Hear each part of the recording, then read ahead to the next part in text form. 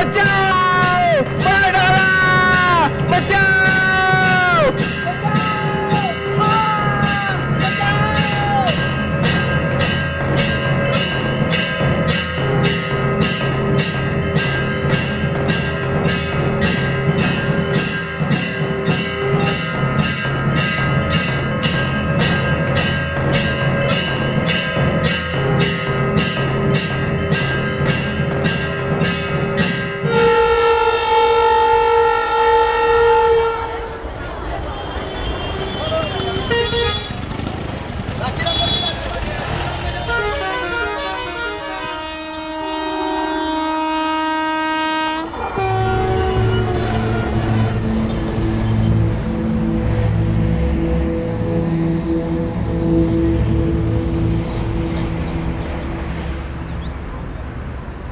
कैसे सचिन?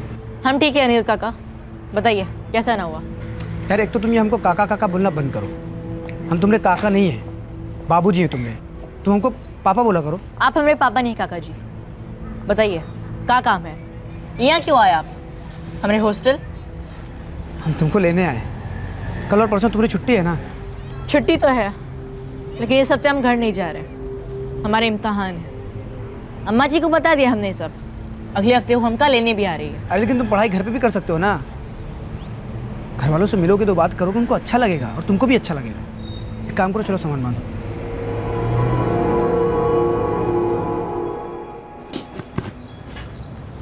ये डब्बा रख लो।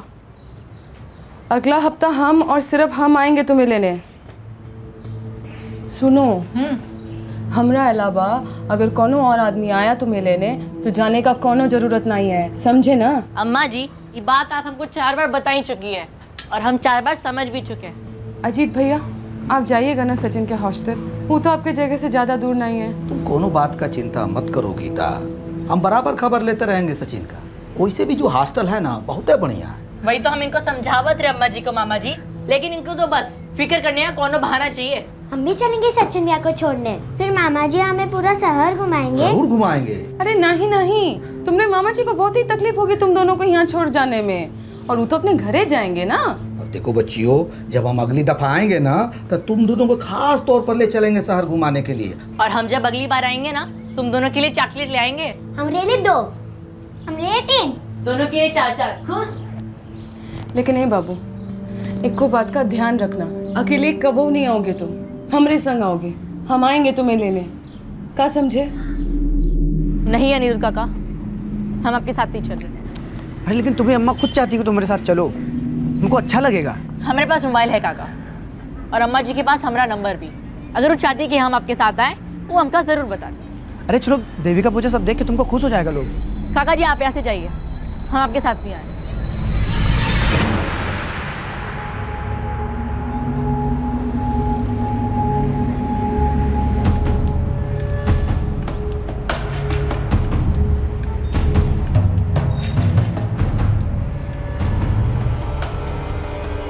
जब बात आती है अपने बच्चों की सुरक्षा की, तो हर मां के अंदर एक कुदरती अंतर्ज्ञान होता है, आभास होता है, एक इंट्यूशन होती है। और इसी की वजह से सचिन की मां गीता ने उसे बार बार चौकन्ना किया था कि वो किसी और के साथ हॉस्टल से बाहर ना जाए। सचिन ने इस बात पर अमल तो किया, लेकिन उसने अपनी मां को यह नहीं बताया कि अनिरुद्ध उससे मिलने आया था। कौन था ये सचिन का अनिरुद्ध काका? ये शख्स दरअसल सचिन की मां गीता का दूसरा पति था। अनिरुद्ध गुप्ता और उसके छोटे भाई सुजीत गुप्ता ने मिलकर सचिन को लेकर एक साजिश रची थी। दुर्भाग्यवश सचिन को इस बात को लेकर कोई आभास नहीं हुआ, इंट्यूशन काम नहीं कर पाई।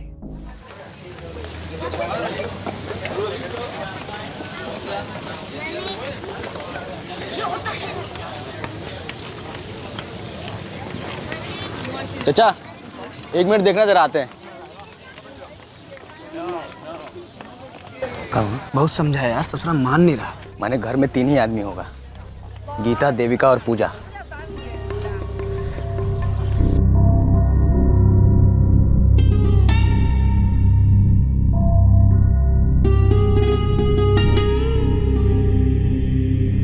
सुनो लड़कियों, स्कूल से सीधा घर आना है।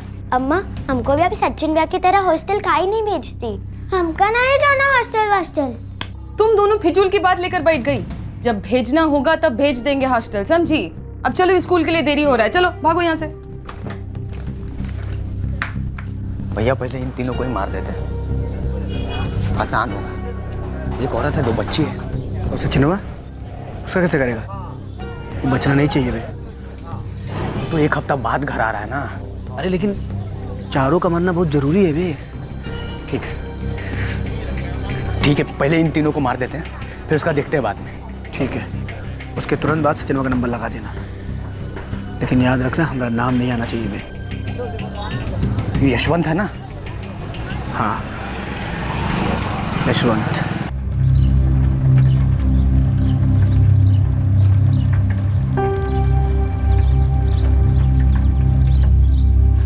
कैसी हो गीता?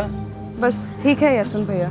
ओ, अपना सचिन ठीक ठाक है ना नया हॉस्टल में? जी, अभी तक तो सभी कुछ ठीक ही चल रहा है। अब बहुत दूर का फिक्र मत किया करो, एक एक दिन बढ़िया से कट जाए ना, वही ठीक है। हाँ, चलते हैं।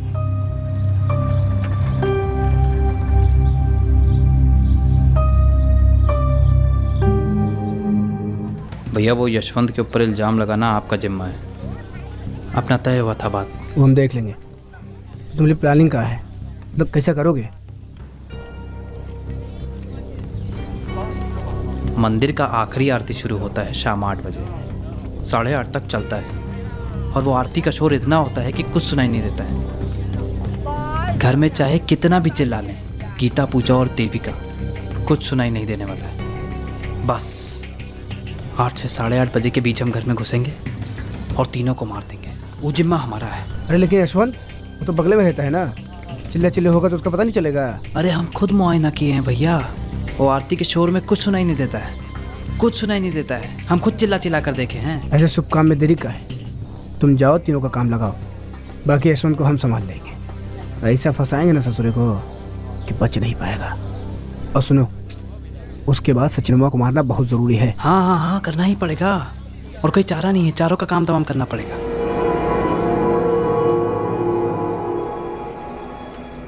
अनिरुद्ध गुप्ता अपनी पत्नी गीता मंडल और गीता की पहली शादी से 3 बच्चे सचिन, देविका और पूजा, इन चारों के कत्ल की साजिश कर रहा था, और उसका साथ दे रहा था उसका छोटा भाई सुजीत गुप्ता। आखिरकार ये गुप्ता बंधु ये नरसंहार क्यों करना चाहते थे, और गीता के पड़ोसी यशवंत मंडल पर झूठा इल्जाम लगाने का प्लान क्यों बना रहे थे?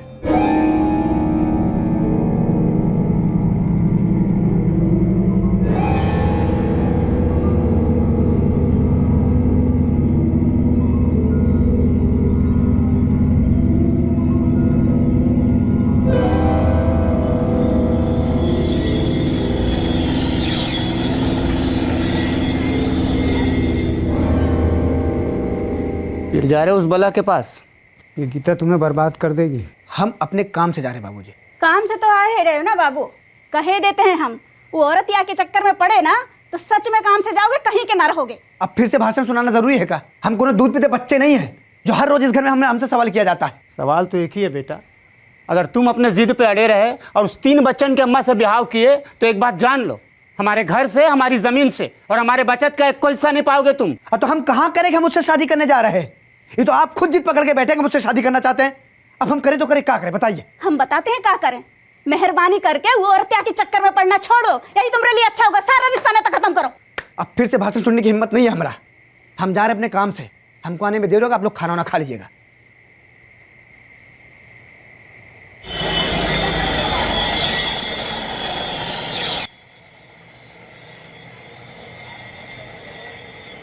कभी ऐसा ही कर दो।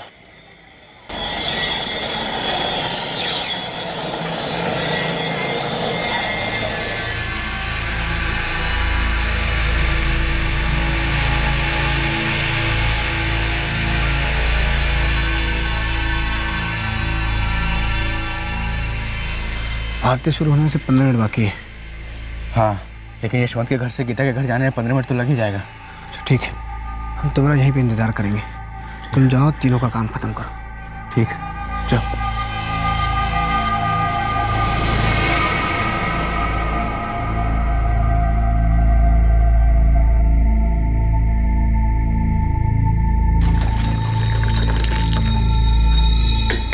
देविका, आजा बेटा, खाना लगा दे। आई अम्मा।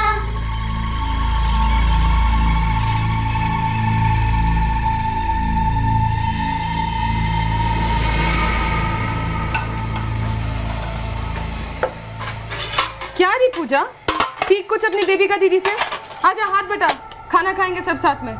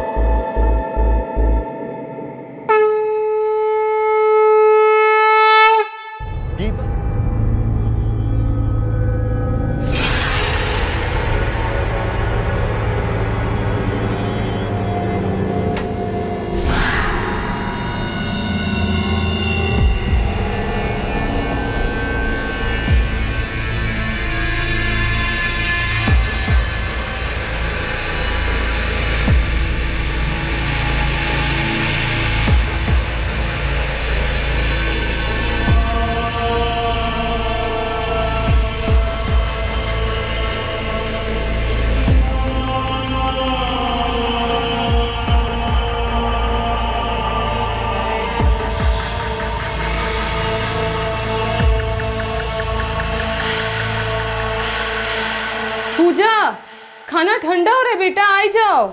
आई अम्मा।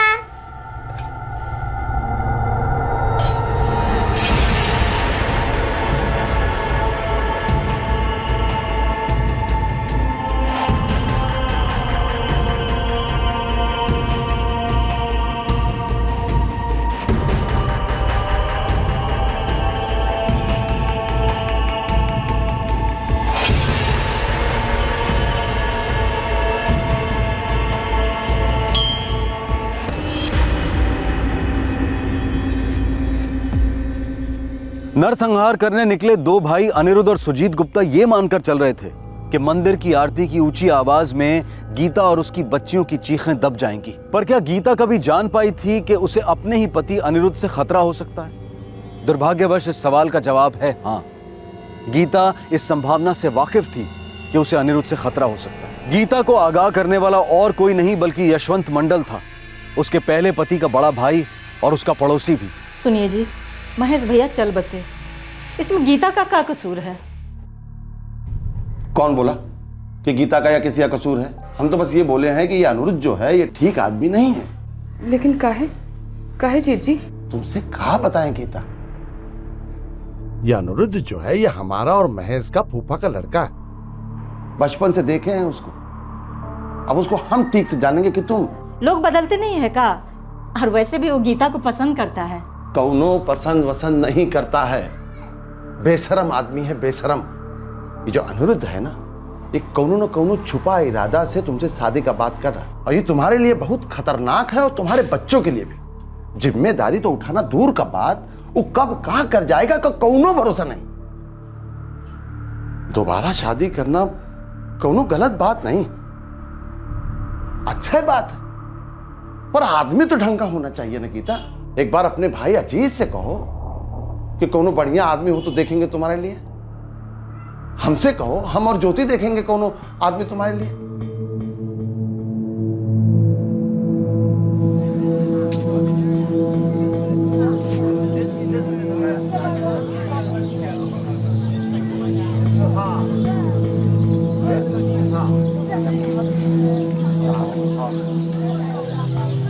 तो क्या सोचा? सबका मंजूरी होना जरूरी है अनिरुद्ध। हमरे जेठ तो तुमरे सख्त खिलाफ है। अरे तुमने जेठ जी को मारा गोली, ये बताओ बच्चों ने क्या कहा? अम्मा, अनिरुद्ध काका हमारे बाबूजी कैसे बन सकते हैं? बाबूजी की जगह कौन नहीं ले सकता अम्मा। और अगर शादी हो भी गई ना तो भी मुझे बाबूजी नहीं कहेंगे। हमें तो समझ में नहीं आ रहा। अम्मा, तुम दूसरी शादी काहे करना चाहती हो? जिंदगी अकेले बिताना आसान नहीं होता। तुम तीनों अभी छोटे हो, हमें भी तो सहारे की जरूरत पड़ेगी ना। अम्मा तो हम बने तुम्हें सहारा, किसी और को बीच में लाने की क्या जरूरत है बिटुआ? नहीं अम्मा, नहीं है। हमरा तीनों बच्चा लोग हमसे नाराज है, सब मना कर रहा है, कोई कबूल नहीं करेगा। अरे एक बार हमारी शादी हो गई ना तो सब कबूल करेंगे। और वैसे भी हमको किसी की पड़ी नहीं है, हमको पड़ी है सिर्फ बच्चा लोग की, क्योंकि वो अब हमारी जिम्मेदारी है। सचिन, देविका और पूजन की पढ़ाई लिखाई शादी ब्याह सब अब मिलके करेंगे गीता। पर सबसे बैर लेना अच्छा बात है का? तो क्या प्यार की कुर्बानी देना अच्छी बात है? हमारी तरफ से कोनो राजी नहीं होगा। और तुमको क्या लगता है हमारे अम्मा और बाबूजी हंसी खुशी शामिल होंगे? एक तो वो तुम्हारा मामरा भाई महेश की विधवा है। हाँ तो क्या हो गया विधवा है तो? गीता अच्छी लड़की है, एक बार आप और अम्मा जी मिल कह नहीं लेते उससे? अरे हम तो उसका चेहरा भी नहीं देखेंगे, और तुम जो उधर गए ना तो तुम्हें भी घर से निकाल देंगे, और जो तुम हमारा नाम अपने नाम के पीछे लगाते हो ना वो वापस ले लेंगे। अरे ऐसी क्या कमी है उसमें? उसमें जौन है तौन है, लेकिन असली खोट तुम्हारी बुद्धि में है, जो 3 बच्चन की अम्मा से ब्याह करने चले हो। भरी जवानी में अधेड़ हो जाओगे, किस किस को संभालोगे? अरे हम सब संभाल लेंगे, वो हमारी जिम्मेदारी है। अरे आप चुप रहिए अनिरुद्ध भैया, आपका नियत तो पहले ही से खराब था। अबे सुजीत, ऐसे आरोप लगा के क्या बकवास करे तुमको पता है? क्या खराबी है हमारी नियत में? हैं? अबे जा कहाँ रहे हो बताओ। अबे उसको कुछ बोलने की जरूरत नहीं है, लेकिन तुम्हें सुनने की जरूरत है। अगर तुम उधर गए ना तो तुम हमारे लिए नहीं रहे। लाओ डब्बा। हम अम्मा बाबूजी के खिलाफ जाने के लिए तैयार हैं। तुम्हारे लिए आसान है, हमरे लिए नहीं। दुनिया चील कौवे की तरह हम पर नजर टिकाए हुए है कि कब हम फिसले और कब नोच लिया। और अगर हम ये सब आसान कर दें तुम्हारे लिए तो? अब ये बात का काम मतलब हुआ? मतलब ही कि नोच खाने वाली दुनिया को कभी पता ही नहीं चलेगा कि हमने शादी कर ली। देखो, तुम्हारे तीनों बच्चा लोग के साथ अपने घर पे रहना, हम अपने अम्मा बाबूजी के साथ अपने घर पे रहेंगे, लेकिन शादी तो हमारी हो चुकी होगी, हम पति पत्नी भी हो गए होंगे। हम बच्चा लोग की सारी जिम्मेदारी उठाएंगे, हम हर रोज तुमसे मिलने आएंगे। क्या बोलती हो? इतना सोचो मत गीता, जिंदगी ससुरी बहुत छोटी है, इतना सोच विचार के उसको और छोटी मत बनाओ। हाँ बोल दो गीता, तुमको हमारे प्यार का वास्ता है, हाँ बोल दो। प्रेम का वास्ता देकर अनिरुद्ध गुप्ता गीता मंडल पर जबरदस्त मानसिक दबाव डाल रहा था। हैरत की बात तो यह है कि वो ये दबाव गीता के विधवा होने के बाद से नहीं, पहले से डाल रहा था, जब वो अनिरुद्ध के ममेरे भाई महेश की पत्नी थी। ए गीता, ए गीता, गीता काहे हमरा पीछा करते रहते हो अनिरुद्ध? मधुमक्खी फूल के पीछे कहाँ जाती है गीता? गीता भौजी, गीता भौजी है हम तुमरे महेश भैया की धर्म पत्नी। लक्ष्मण रेखा को पार करने की कोशिश न करना कहे देते हैं। कितनी बुरी एक्टिंग करती हो। रामलीला में तुमको कोनो सीता माता का भी रोल नहीं देगा। तुम्हारे चेहरे पे साफ नजर आता है कि जितना प्यार हम तुमसे करते हैं ना, उतना प्यार तुम भी हमसे करती हो। एक बार अपने आप से सच बोल दो गीता, और हमारे पास आ जाओ। हम तुमको ऐसी जिंदगी देंगे ना जो तुम जैसे सुंदर औरत का हक है। तुम तो अपने मन में ना जाने काका कहानी बना लिए हो। हमका तुम्हें कोनो दिलचस्पी नहीं है, तुम बस जाओ यहाँ से, हम शादीशुदा है। और एक बात सुन लो, हम तुमने महेश भैया के साथ कोनो दगाबाजी कभी नहीं करेंगे।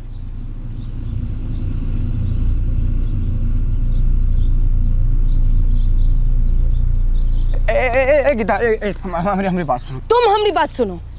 हम अब तक तुमने महेश भैया को तुम्हारी इस बदतमीजी के बारे में कुछ नहीं बोले, काहे कि 2 भाई 2 परिवार वालों के बीच में फूट नहीं डालना चाहते थे। लेकिन अगर तुम हमारी जिंदगी में फूट डालने की कोशिश करोगे ना, तो हम आगे पीछे नहीं देखेंगे, सीधा जाके तुमने महेश भैया को सब कुछ सच सच बता देंगे। उसके आगे जो होगा वो तुम्हारी जिम्मेदारी होगी, हमारी नहीं। अरे अब तो कबूल कर लो कि तुम्हारे दिल में हमारे लिए मोहब्बत थी। शादी के लिए हाँ तो कह दो। अरे अब तो महेश भी नहीं इस दुनिया में, तो धोखा देने का तो कोनो सवाल ही नहीं उठता है।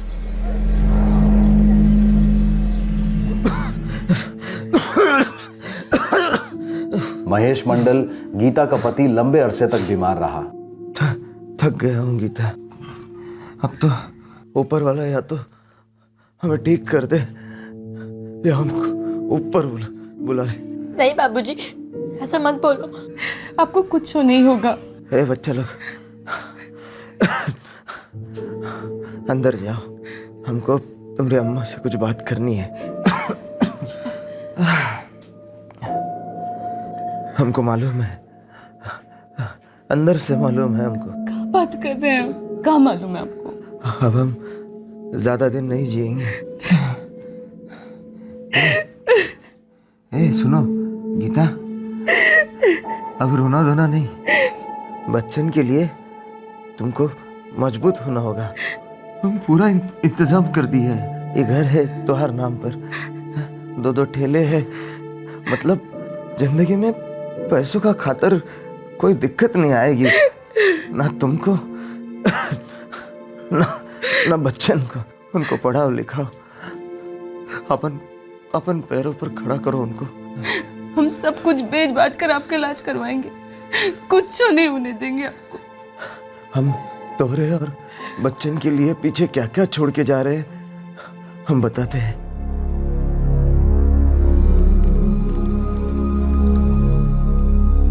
गीता ने अनिरुद्ध के दबाव में आकर बिना किसी को बताए अनिरुद्ध से चुपचाप शादी कर ली थी।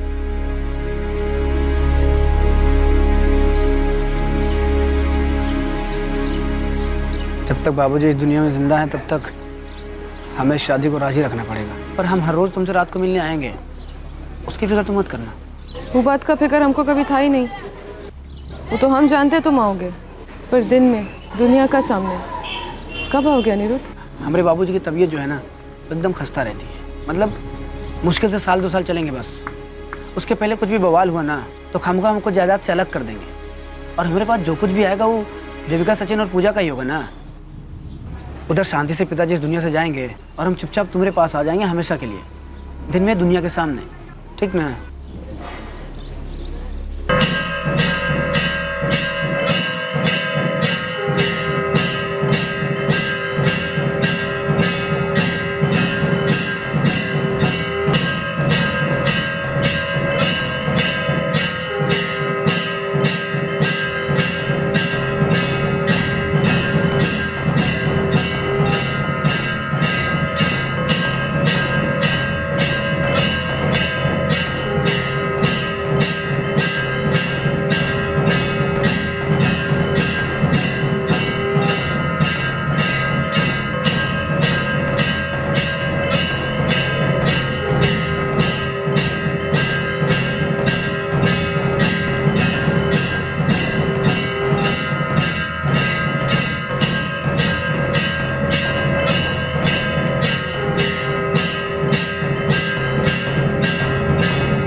सूजी, तुम यहाँ क्या कर रहे हो? अंदर कैसे आए?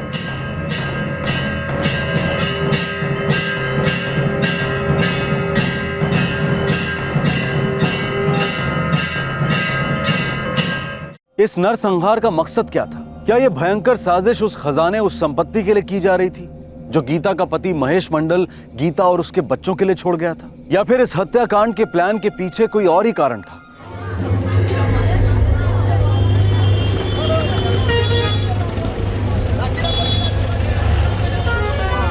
हाँ? कटवा दिए ना नाक, कर ली शादी। अरे मजाक कर रहे हो का अनिरुद्ध भैया? मजाक तो बनाया बाबूजी ने हमरा, कहते हैं घर के अंदर घुसने नहीं देंगे। हाँ तो ठीक ही तो कहते हैं, हम भी कह रहे हैं मत ही आना घर। अरे जब बिना शादी किए मौज कर सकते थे तो क्या जरूरत था शादी करने का? हमारी बात जरा ठंडे दिमाग से सुन तो लो। बड़ा ऐसा प्लान है ना कि जिंदगी बन जाएगी। अच्छा बोलो। आओ इधर आओ। चाचा देखो, किसी ज़माने में हम गीता से प्रेम करते थे, लेकिन अब नहीं करते। अब हमारे पास एक प्लान है।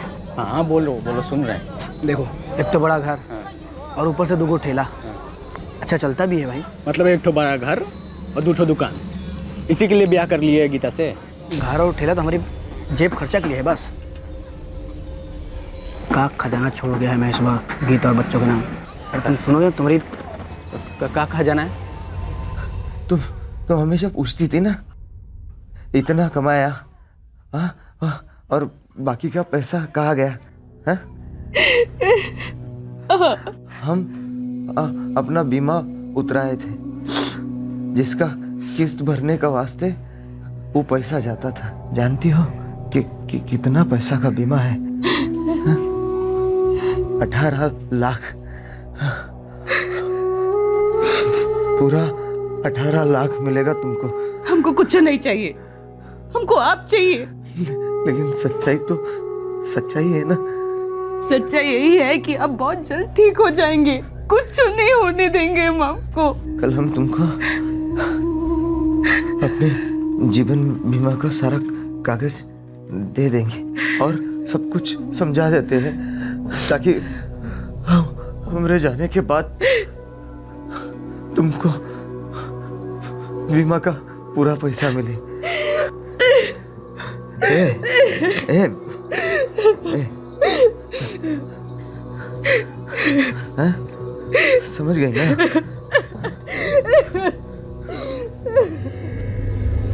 ब्याज आज मिला के कुल 20 लाख लगे ससुर के हाथ। कौन बताया? वो खुद गीता बताइएगा तुमको? हाँ बे, उसके बारे में हमको अभी से सब पता है। हमारी बीवी है बे। तो तुम इस चक्कर में हो कि तुम ब्याह किए हो तो घर, ठेला और 20 लाख रुपया सब अंदर कर लोगे? हाँ बिल्कुल, और सारा पैसा का पूंजी बना के हम लोग अपना खुद का धंधा शुरू कर सकते हैं। हम मतलब हम लोग माने तुम और हम तुम। तो तुम ऐसा सोच रहे हो कि घर, ठेला और रोकड़ा सब अपने नाम कर लोगे? अरे दूध बात है का, बेवकूफ़ हो गए हो। अरे वो महेश सब गीता के नाम पे करके गया होगा। जो गीता अब हमें नाम कर देगी, पति है उसके, इतना हक तो बनता ही है हमारा। और नहीं की तो? नहीं की तो करवा लेंगे। कमीने हो तुम, माला माल हो जाओगे तुम। हैं तुम नहीं, हाँ हम और पैसे से हम लोग ऐसा धंधा शुरू करेंगे कि गांव में सबसे बड़ा आदमी बन जाएंगे। और गीता और बच्चे? अब गन्ने का रस चूसने के बाद चूसा हुआ गन्ना जेब में लेके थोड़ी घूमेंगे,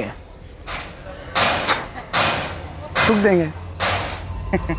जब तक गीता को अनिरुद्ध के असली इरादों के बारे में पता चला तब तक बहुत देर हो चुकी थी, लेकिन फिर भी गीता ने अपने बस में हर मुमकिन तरीके से अनिरुद्ध की चालाक कोशिशों को मात दी। देविका और पूजा सचिन के साथ मेला देखने गए का? हाँ, काहे? नहीं, हम बोले हम घुमा लाते हैं तो हमारे साथ जाने के लिए मना कर देती ना, और हमको काका काका कहते रहते, बाबूजी नहीं बोलते। इतने हमको कब अपनाएंगे? थोड़ा वक्त दो, नाजुक उम्र है। और तुम तो हमको पूरी तरह दिल से अपना लियो ना, या तुम भी बच्चों की तरह ऐसे ही? गीता, तुम्हारी जो खामोशी है ना, ये चूरा की तरह चुभती है हमको। सवाल ही आसन किए हो, शादी की है तुमरे संग, भगवान को साक्षी मानकर। और उसी भगवान के मंदिर में हम भी कसम खाए थे कि तुम्हारी और तीनों बच्चा लोग की जिंदगी भर जिम्मेदारी उठाएंगे। गीता, वक्त आ गया है कि इधर दोनों ठेला हमारे नाम कर दो। काहे? ये पैसा और जमीन जायदाद जो कुछ भी है सब हमारी जिम्मेदारी है ना। तुम्हारे खाता में जितना पैसा है ना वो सब हमारे खाता में डाल दो। हम सब दिमाग से पूरी जिम्मेदारी उठाएंगे। तुम बस आराम करो और जिंदगी का मजा लो। सब कुछ तुम्हारे नाम कर दे? पर काहे? क्योंकि हम कह रहे हैं, तुम्हारे पति हैं भाई। देखिए कैसे जानवर की तरह मारा है वो। हम बोले थे ना तुमसे, बोले थे ना पहले कि वो आदमी का नीयत ठीक नहीं है। गलती हो गई हमसे। जो हो गया सो हो गया। अब बिना देर किए तलाक दो उसको। शादी का रजिस्ट्रेशन किए हो ना? कहाँ, बस मंदिर में 7 फेरे लिए थे पुजारी और भगवान जी के सामने। हम तो अपने सगे भाई अजीत भैया को भी नहीं बोले कि हमारी शादी हो गई। वो भी अपने परिवार वालों को कुछ नहीं बोला है। एक तरह से ये ठीक भी है कि शादी का कानूनी सबूत नहीं है। कम से कम कानूनी तौर पे वो तुमको अपनी पत्नी तो नहीं बोल पाएगा। तो अब दूर करो सारे को, तोड़ो सारा रिश्ता नाता। पर एक बात का ध्यान रखो, अपना जान का हिफाजत करो और अपने बच्चा लोग का हिफाजत करो। वो ससुरा कौनो हद तक जा सकता है। बिना सर्टिफिकेट के तुम बैलगाड़ी भी नहीं चला सकते। और शादी तो जीवन की रेलगाड़ी है। अच्छा, तो अगर सर्टिफिकेट पेश करें तो क्या मिलेगा हमको? जाली सर्टिफिकेट होगा तो सजा मिलेगी, असली होगा तो इंतजार मिलेगा। इंतजार मतलब समझे नहीं। आपकी पत्नी भगवान की दया से स्वस्थ है, जवान है और सारे जायदाद की मालकिन है। अब खुदा न खास्ता कुछ होता है तो प्रॉपर्टी आपको मिल सकती है, वरना उनके बुढ़ापे और देहांत तक आपको इंतजार करना पड़े। और अगर सर्टिफिकेट ना हो तो? अरे भाई, अभी वही बात तो कर रहे थे कि नहीं होगा तो क्या होगा। अब दोबारा मत पूछना। तो वकील साहब, अगर सर्टिफिकेट ना हो तो क्या मिलेगा हमको? ठेंगा मिलेगा। आपकी पत्नी के देहांत के बाद सारी जायदाद बच्चों को चली जाएगी। तो लाखों की भूतनी लातों से भी नहीं मान रही। मानना तो पड़ेगा, बहुत मेहनत किया हमने और हम अपनी मेहनत ऐसे बर्बाद नहीं होने देंगे चाहे कुछ भी हो जाए। तो थोड़ी मेहनत और कर लेते हैं ना भैया। हाँ, मेहनत तो करनी पड़ेगी क्योंकि रास्ते में 4 कांटे हैं और चारों को एक साथ साफ करना पड़ेगा। गीता, सचिन, देविका और पूजा, इन चारों को मारना ही पड़ेगा, तब जाके सारा माल मेरा हो पाएगा। मेरा? ये हमारा से मेरा कैसे हो गया? अबे कानूनी तौर पे मेरा, वैसे तो हमारा ही है। तो कितना तुम्हारा कितना मेरा है? कितना चाहिए तुमको? पहले वाला हिसाब नहीं होगा अब। ये रोटी का एक टुकड़ा दे दिए बाबूजी से बात छुपाने के लिए कि शादी होगी तुम्हारी गीता से। रोटी का कितना बड़ा टुकड़ा चाहिए तुमको? मैं रोटी बीच में से फटेगी, आधा तुम्हारा आधा मेरा।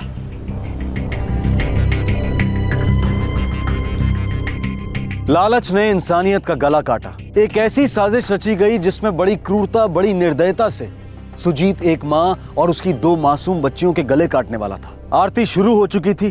सुजीत गीता के घर में दाखिल हो चुका था और गीता ने उसे देख भी लिया था। बस अब आरती के शोर में नरसंहार होना बाकी था।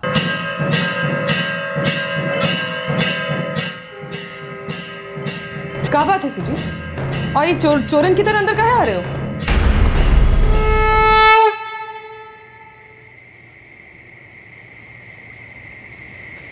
क्या वो काम हो गया? हाँ, काम हो गया है।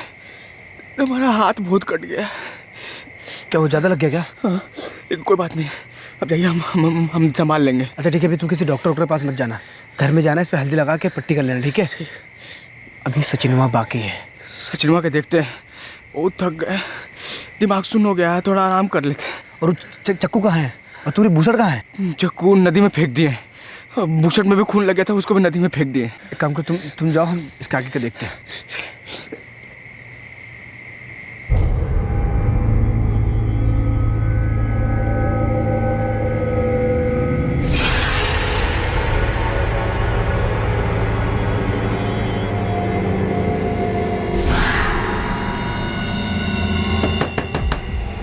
गीता, गीता, हे गीता,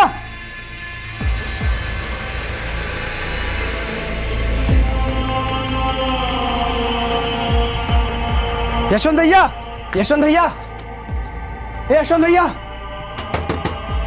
यशवंत भैया, यशवंत भैया, कहाँ है अनिरुद्ध? यशवंत भैया कहाँ है? कोई बात है का? क्या हुआ? यशवंत भैया, गीता और तीनों बच्चे कहाँ हैं? घर में होंगे, नहीं तो बाहर होंगे। हमको क्या पता वो लोग कहाँ हैं? अरे बहुत देर से दरवाजा खटखटा रहे, कोनो जवाब नहीं मिल रहा हमको। सो रहे होंगे, नहीं तो बाहर होंगे। लेकिन कोनो सोने का समय थोड़ी ना है। तो बाहर होंगे। अगर बाहर जाते तो कम से कम दरवाजे पे ताला लगा के जाते ना। दरवाजा अंदर से बंद है। हमको काहे बता रहे हो ये सब? हमारा दिल बहुत घबरा रहा है भैया, चलिए देखिए ना कहाँ माज रहा है। हम काहे आए भैया? तुम्हारा मामला है, तुम समझो। और वैसे भी हमको नींद आ रहा है, हमारा सोने का समय है। अब देखो, हमको तुम्हारे साथ आना ही नहीं है। चलिए सुनिए तो। चलो यशवंत भाई, बात तो सुन लीजिए। यशवंत भाई सुनिए। तुम्हें ऐसा क्यों लगता है कि कुछ गलत हुआ है? क्योंकि साहब हम गीता के घर पे वापस आए, उसका दरवाजा खटखटाए और सब कई बार खटखटाए, मगर हमको कोनो जवाब नहीं मिला। इतने दिनों में ऐसा पहली बार हुआ साहब। और गीता के जेठ ऐसे बगल में रहते हैं साहब, हम उनके पास गए, उनको कहे कि दरवाजा अंदर से बंद है, आप पता नहीं कहाँ माजरा, चलिए देखिए। तो अजीब तरीके से पेश आ रहे हैं, मतलब आने से इनकार कर दिया साहब। तो फिर क्या किया तुमने? फिर हमने सर आपको फ़ोन लगा दिया तुरंत।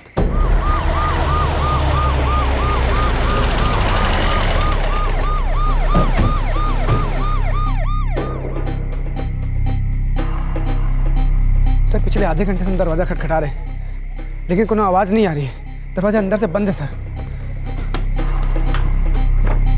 सिना, तोड़वाओ।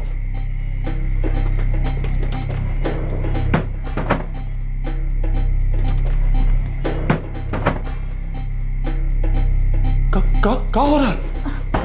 पुलिस दरवाजा तोड़ रही है, कुछ ठीक नहीं लग रहा है। हटो तो, हटो। आप रुकिए, कुछ बखेड़ा खड़ा हो जाएगा। आप समझते काहे नहीं?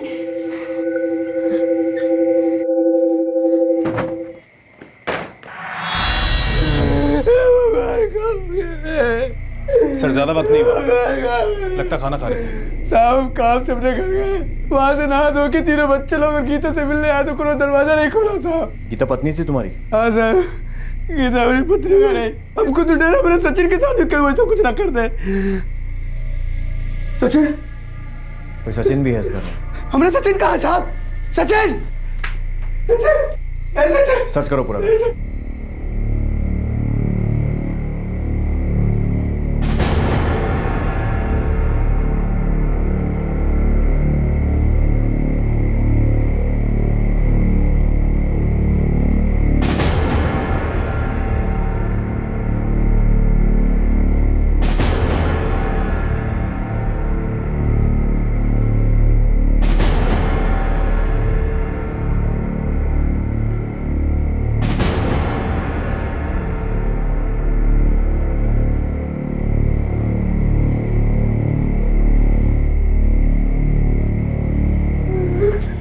घर में जबरदस्ती घुसने को कोई भी निशान नहीं मिला। लगता है कातिल छत से दाखिल हुआ था। और सर, खून के निशान अगले घर के छत तक जाते हैं और उसके बाद नीचे। ये बाजू वाला घर यशवंत मंडल का है? हाँ साहब, यशवंत का ही है।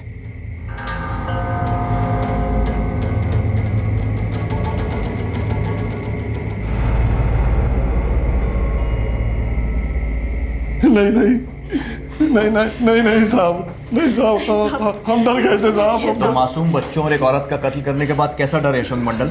नहीं साहब, हम तो एक चूहा भी नहीं मारे हैं अभी। हाँ साहब, गीता इनके छोटे भाई महेश की पत्नी थी। वो बच्चे भी उनसे ही थे।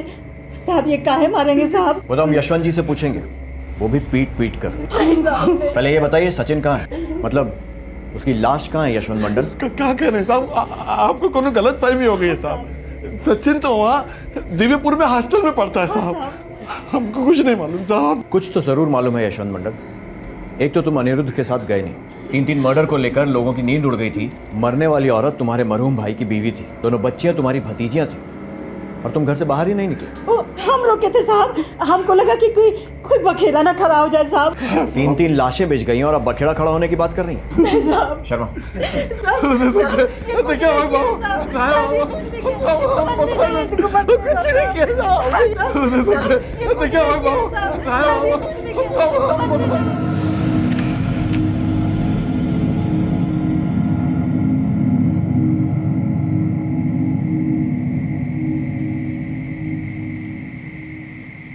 हाँ भैया, आप ही के फ़ोन का इंतजार कर रहे थे। अच्छा सुन, अभी तुम एक काम करो, जल्दी से दिव्यापुर पहुंचो, सचिनवा का काम खत्म करो, क्योंकि पुलिस को पता चल गया है कि सचिनवा दिव्यापुर में है। इससे पहले कि पुलिस जाए उसको बचाए, तुम उसका काम खत्म करो। हाँ हाँ हाँ हाँ, ठीक है ठीक है ठीक है। लेकिन आप? हमको पुलिस बुलाई है, हम जा रहे थाने, वो उनको बयान चाहिए हमारा। ठीक है, अभी तुम देर मत करो, निकलो, जाओ जल्दी से। ये क्या बोल रहे हैं आप सर? बेटा मुझे बताते हुए खेद हो रहा है कि तुम्हारी अम्मा और दोनों बहनों का कत्ल कर दिया गया है। तुम्हें जल्द से जल्द यहाँ आना होगा, शिवनाथ पुलिस स्टेशन।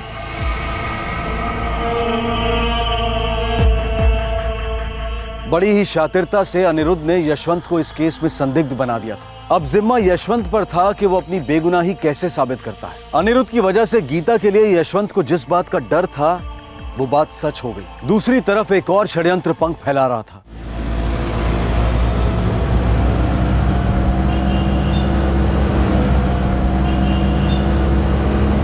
साहब आप मारिए पीटिए, कुछ भी कीजिए साहब, जो बात हमको मालूम ही नहीं है साहब, वो जुबान पे कैसे आएगी साहब? तुम्हें यह नहीं मालूम है कि हमें मालूम है कि तुमने गीता और बच्चियों को क्यों मारा।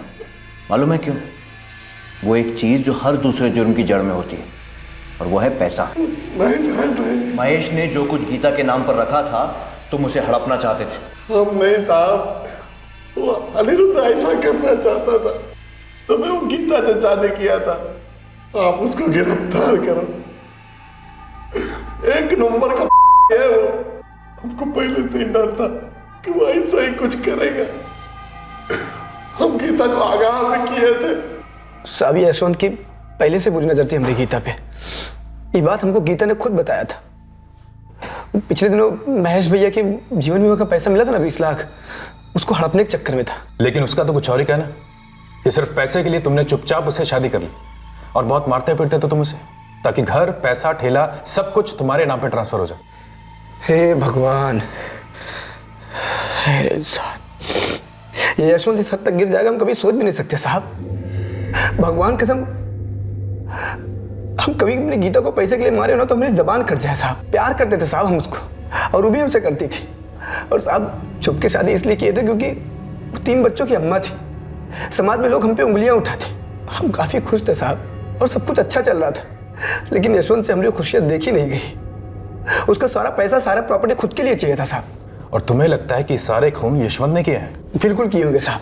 वो एक नंबर का झूठा फराडिया है। आप उसके भोली सूरत और बर्ताव पे मत जाइए साहब। और उसके साथ उसका कोई साथीदार भी होगा साहब। और हमको तो डर है कहीं वो अपने सचिन के साथ भी ऐसा कुछ ना कर दिया।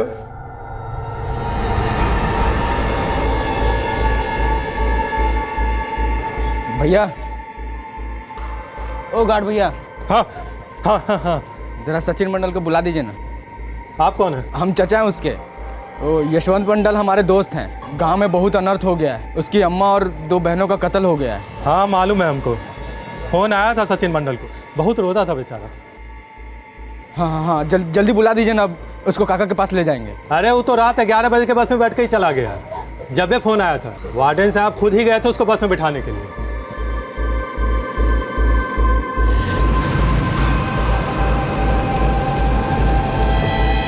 अरे भैया जल्दी चलाओ यार, बच्चा अकेले बस में होगा। उसकी तो हालत खराब हो गई होगी अम्मा और बहन के बारे में जानकर। जल्दी चलो, उसे कुछ होना नहीं चाहिए, जल्दी चलाओ।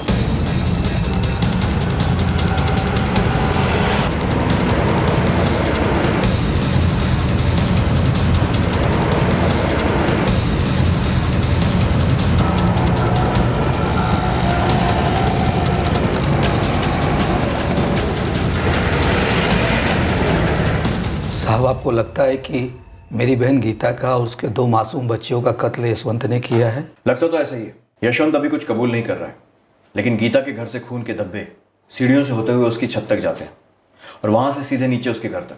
बीमा का पैसा, घर, 2 ठेले, इन चीजों के लिए यशवंत ने मेरी बहन गीता का उसके 2 मासूम बच्चियों को मार डाला। अभी तक तो यही कारण लग रहा है इस ट्रिपल मर्डर का। वैसे आपकी बहन गीता ने जो अनिरुद्ध से चोरी छुपे मंदिर में शादी की थी, उसके भी खिलाफ था यशवंत। क्या गीता ने अनिरुद्ध के साथ शादी की थी? आपको ये बात नहीं मालूम थी? नहीं साहब, हमको नहीं मालूम था, और गीता ने भी इस बारे में एक शब्द भी मुझसे नहीं कहा।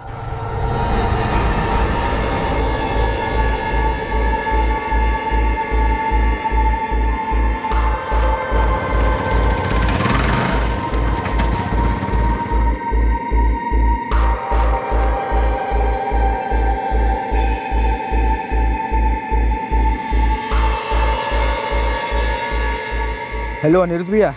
मिला क्या? काम हुआ? नहीं मिला, काम नहीं हुआ।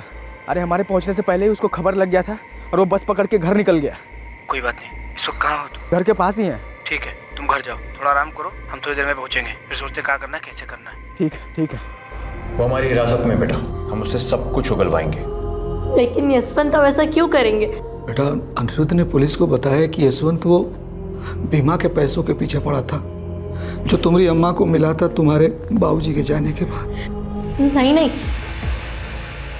यशवंत ऐसा नहीं कर सकते। मुझे तो लगता है क्या लगता है सचिन? सर, कुछ दिनों पहले अनिरुद्ध काका हमारे हॉस्टल आए थे हमें लेने, और वो भी माँ को बिना बताए। क्या? जी सर। सचिन वक्त पर पुलिस स्टेशन पहुंचा और फिर पोस्टमार्टम रूम पर, और वहां पुलिस को सब कुछ बता पाया। उसने बताया पुलिस को कि किस तरह अनिरुद्ध से उसे खतरा था और किस तरह अनिरुद्ध उसे लेने आया था। लेकिन उस वक्त उस मासूम 13 वर्षीय लड़के को मालूम भी नहीं था कि असल में अनिरुद्ध का कितना भयंकर प्लान था।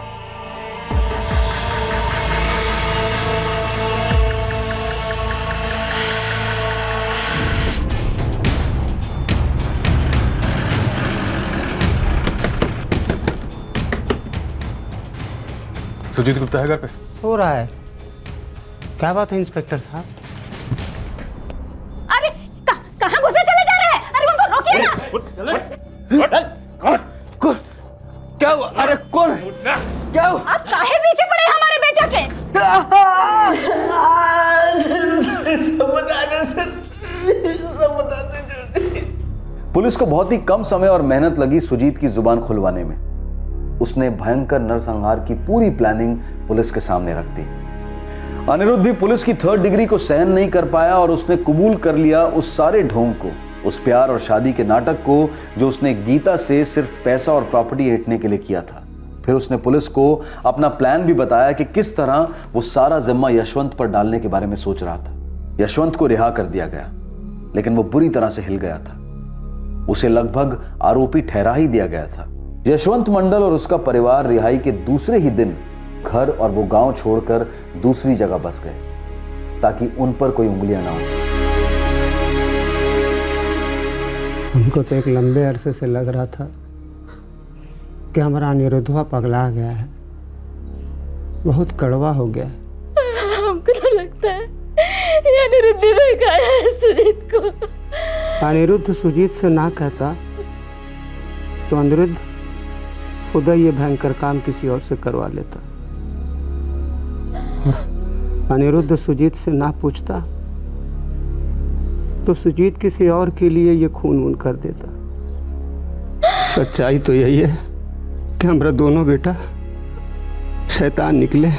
क्या हमें कोई कमी थी परवरिश में, हमारे खून में? हाँ?